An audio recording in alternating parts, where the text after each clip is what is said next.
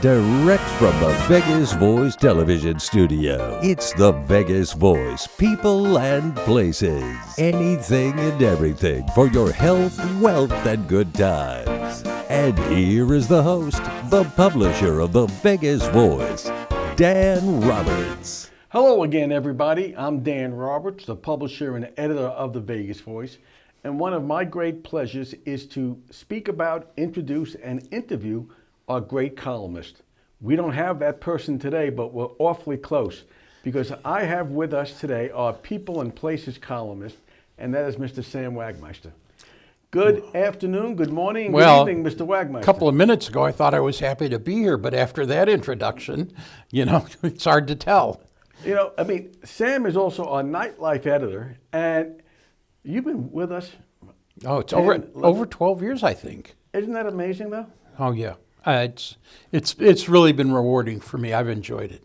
Well, your column, People and Places, explain to everybody exactly what it is and what you write about and what turns you on in terms of the column.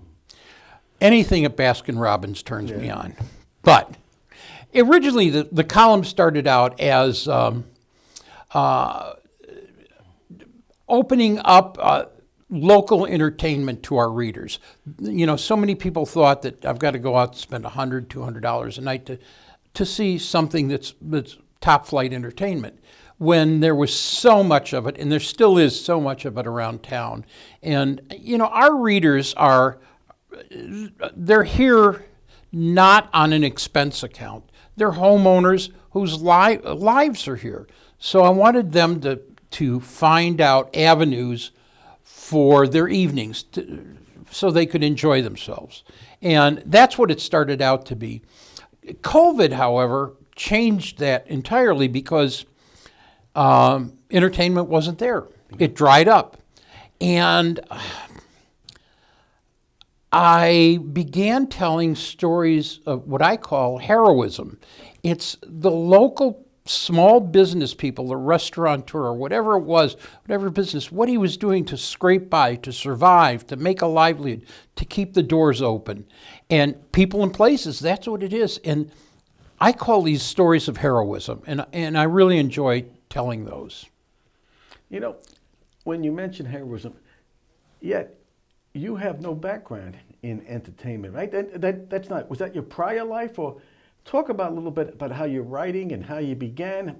How'd you go from Vegas to wherever home was?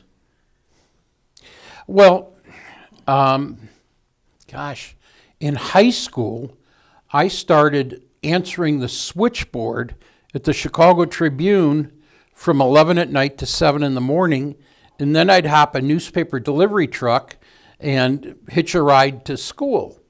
And at night, I'm old enough to be in an era where there weren't cell phones and there weren't pagers, and we had a nightlife writer, a gossip columnist, an entertainment columnist by the name of Herb Lyon in Chicago, writing for the Tribune. And working the night shift, I'd field calls for him. They'd go, "Is Herb there?" And I go, "No, can I take a message?" And they'd say, "This is Buddy Hackett, I'm at the Little Corporal," or "This is Mae West, I'm at Fritzl's," and things like that. And through relaying those messages, I got to know Herb. And Herb, first of all, I fell in love with the Tribune and the newspaper business, and he got me in as a copy boy and then a reporter, and I worked as a reporter covering the Democratic Convention and some unfortunate riots in Chicago and things like that. But we had 4 newspapers at the time: the Tribune, the American, the Sun-Times, and the Daily News. And after about 3 years as a reporter, the two of the papers closed, and there was a consolidation in the news media. I was low man on the totem pole, so I was out of a job. So I went into a neighborhood newspaper, and I became an advertising salesperson and a columnist, and I slowly went into sales and sales management, and came to Las Vegas. And for 19 years, I've been a real estate agent here in Las Vegas, dealing with a lot of seniors, which I call my generation. And Dan and I met at a senior networking event, and I remember at a breakfast, I looked at him and I said, "Boy, I envy you." And he said, "Why?" And I said, "If I could do anything, I'd be a journalist." And Dan said to me, "What would you write about?" And I said, "Local entertainment," because I'd gotten to know some of the people in the business through my real estate business. And Dan looked at me and said, "Give me 500 words once a month." And since then, it's just given me an outlet to express myself and to tell people's stories, which is what I love doing, telling people's stories. Well, yeah, but besides telling stories, one of the stories you told myself and my partner Ray Sarbecker is that you had a vision as to the future of the Vegas Voice, and you gave me a graph, and I've kept it all these years. Spend only about a minute or so how you were able to think so far into the future, because I got to tell you, we're doing it right now. Well, I transitioned from journalism to sales and sales management. And in Kansas City, I lived in Kansas City for a while, and I had my own business, so I learned how to plan a business and how to grow a business and have visions. And I saw that we had so much opportunity, and one night it just, I felt like I want to share this. And Evan Davis, who was our entertainment editor, he was doing so much locally, but not reaching as big an audience. As I thought, if he came aboard and helped use his resources with our resources, we would be serving our readership so well. And I put that down on paper and sent it to Dan and Ray, and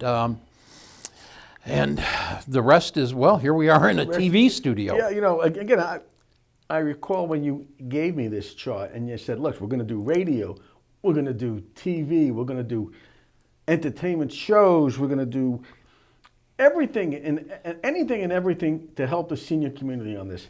And you gave me a very polite, forceful explanation as to how to go about doing it. And again, I want to make it clear to everybody, I thought you were crazy. And was I right on that part? Well, sometimes you have to be a little crazy to succeed. Yeah. I mean, Franklin flew a kite in a thunderstorm. That's one way of looking at it. Pretty crazy. Yeah. But what you have is, now you have some articles, and you have, as a reputation as a local writer, I mean, you just wrote something on Shecky Green, and now you have it on Tom Dreesen. What is that like, being able to speak to really legends in the field? Well, if you're talking about satisfying your ego, gosh,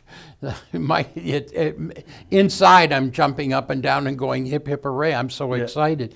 But these people are so great. Some of the people, it's like you're talking to an old friend. Tom Dreesen and I, he opened for Sinatra for 14 years. He spent an hour with me on the phone, and we were like old buddies. And his people sought us out. This is Sinatra's people seeking out the Vegas Voice because they know we have an impact in the community.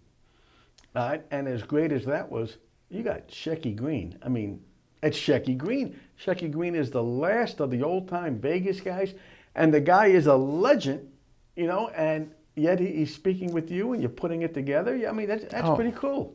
It is, and you've introduced me to people like Marty Allen, who was just a prince. Yep. And it's been a great ride for me. And Rich Little, I spent a Christmas Eve at Rich Little's house when we were doing stories about him. Here's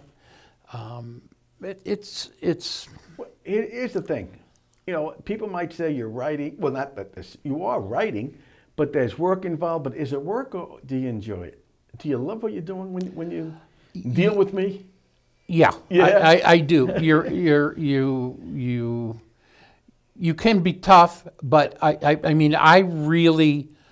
put a lot of effort into a column. Sometimes I'll have 20 or 30 revisions before I'm satisfied, and sometimes my satisfaction ends when you got 10 minutes to get the column in, because I've got to put a comma here or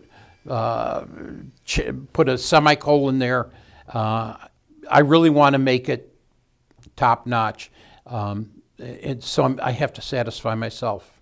Well, you might be a tough critic, but I would say I'm tougher for the magazine. And I got to tell you, as we wrap this up, I do want to thank you. I mean, you've been with us for so many years. You've been an inspirational part of the Vegas Voice. You're a visionary in what you do. And so what I want to do is, Sam, I want to thank you. Probably the last time you ever hear that from me. But I do. I want to thank you. And I appreciate you being our first guest at our new studio here. And this is the Vegas Voice. Thank you. Dan Roberts, Sam Wagmeister, and we will see you soon. Hello, everybody. My name is Billy Balboa. Yeah, from the Bronx. You might know my cousin, Rocky. Well, Rocky over there in Philadelphia, you don't have what I have for you folks. I got this, the Vegas Voice magazine, for your health, wealth, and all that other good stuff you're going to experience in life.